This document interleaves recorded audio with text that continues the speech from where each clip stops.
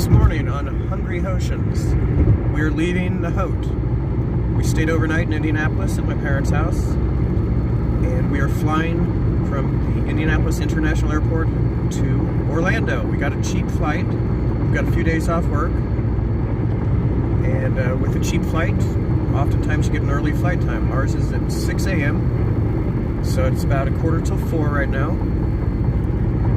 and we're headed towards the place where we park. And we'll show you that when we get there.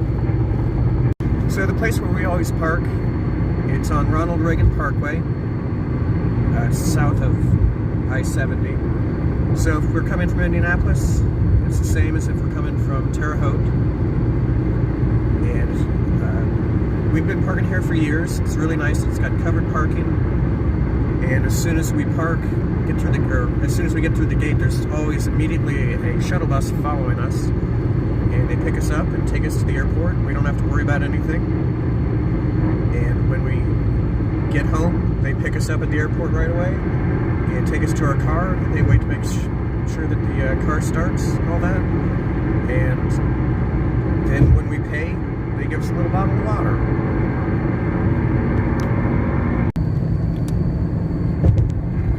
So I just said Ronald Reagan Parkway. Actually, if you go north where we turned off, that is Ronald Reagan Parkway. Going south, it's Ameriplex Parkway South, which is kind of confusing. But it's basically the same road, just one name north, one name south. We are almost there. Here we are, fast park and relax. Very nice, well lit, and safe.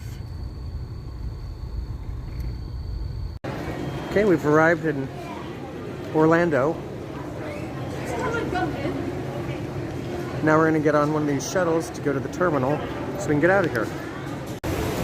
If you do plan on getting an Uber or Lyft or a taxi, be sure to go to level 2, and you can be at number 1 or 14 outside at level 2 at the Orlando airport. Just a tip.